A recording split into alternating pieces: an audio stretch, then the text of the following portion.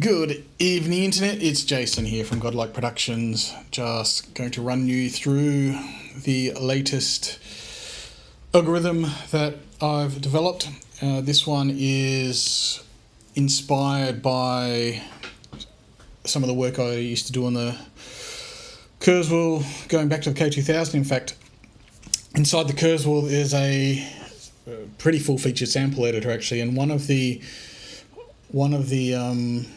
algorithms in there is called replace beat or mix beat. And normally when you use it, it's used for things like if you want to put kick drums over the top of a sample. So you can have two different samples and you can repeat a sample over time if you want to. But one of the cool things about this is because you can do it with a BPM, but if it doesn't have a limit on the BPM, well, it does have a limit. It's like 9,999 or something, or 20,000 or something like that.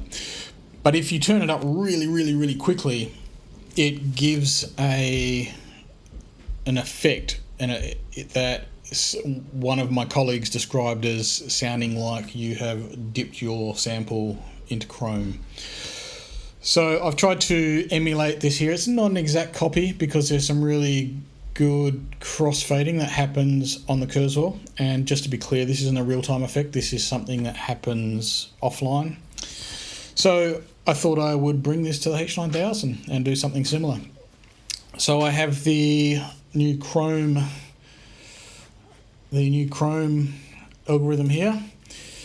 And essentially what it is, a very fancy high-speed tremolo, I guess, or crossfader, because you've got the main inputs here, which is 1 and 2, but you can also connect 3 and 4 here as well and give a secondary source. And when these are connected and you switch source 2 over to ins 3, 4, it will actually crossfade very quickly between those two sources, and it will do it almost at this, well, I'm not sure about the sample level, but it will do it very quickly. So you can do this up to 20,000 hertz.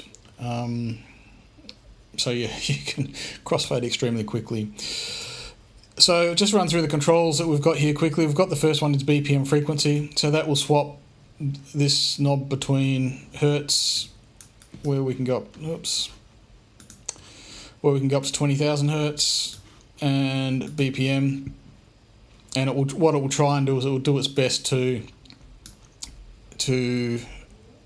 put these together. So if we have this down, something a little bit more reasonable, when you switch it, it will calculate what your hertz is and what your BPM is and automatically keep it. So if you switch this, as long as you're not at the two extremes, it should be able to switch it without changing the rate of the internals.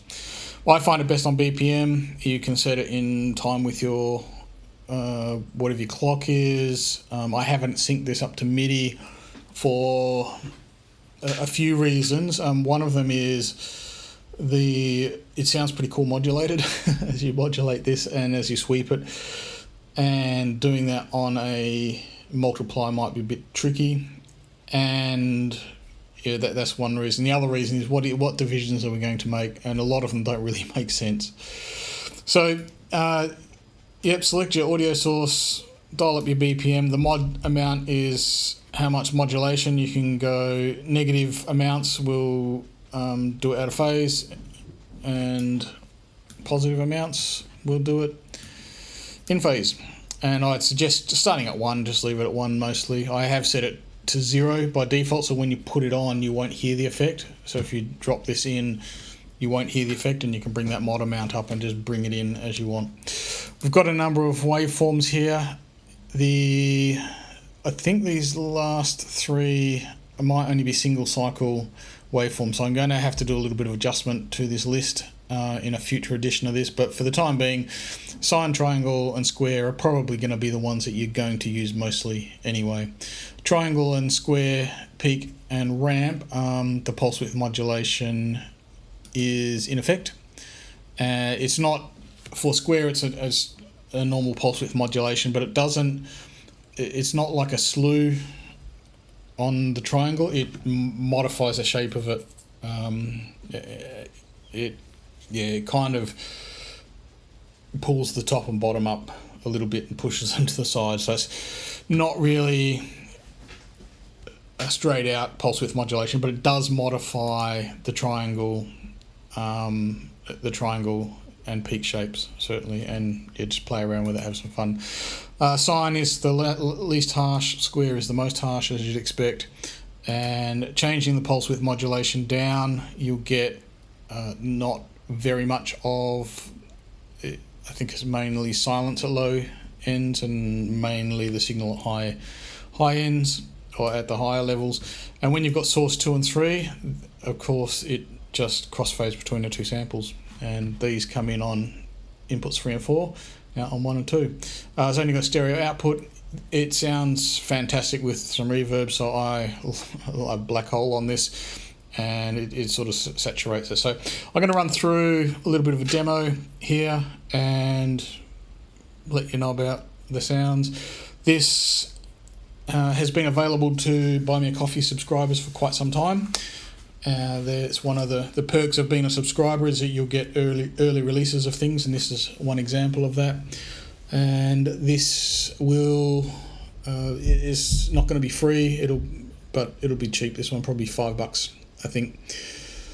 And yeah, again, I encourage you guys to sign up for my Buy Me a Coffee subscription.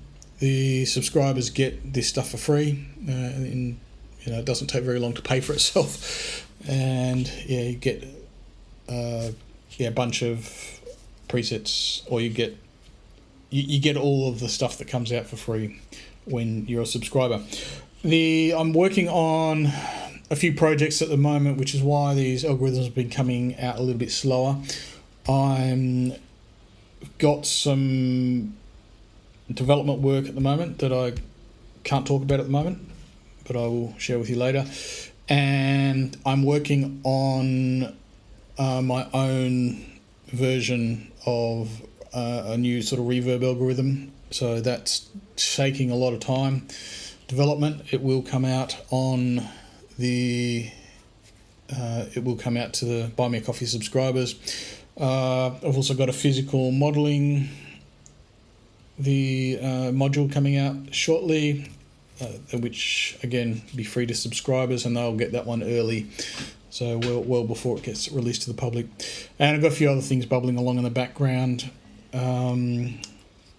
As you've probably seen, I did put a video up. I did manage to get Maddie card. Thank you to the subscribers that helped out with that. Didn't quite get to the goal just with subscriptions and the work from that.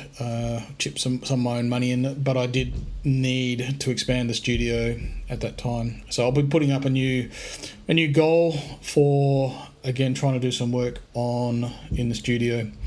I'm going to put some videos up also of some of my studio workspace and the thoughts about why I've designed the studio the way I have and what I've got in there. And I'm sort of moving across now to doing a lot more commercial work. I'm not currently employed in the mining industry in Australia. There's been a few changes in the mining industry, and unfortunately I was made redundant a little while ago. So I'm trying to make music a bit more of a priority and try to survive on music and doing some recording. So I have had started to have some clients through, which has been great.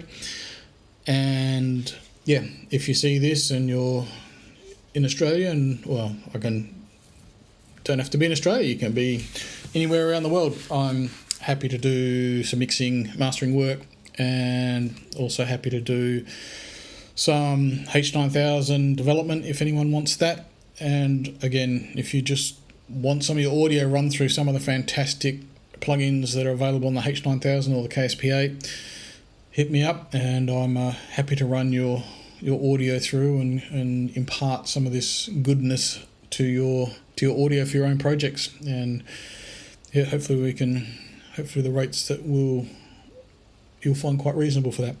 Anyway, get in touch with me if you like that, or if that's of interest to you. The links are down below for Buy Me a Coffee and my website. Thanks, guys, and enjoy the Chrome demo, and I will talk to you guys again soon. I'll just let this run out after the demo and put up the subscriber page to thank all of you wonderful subscribers. All right, see you guys. Thank you very much.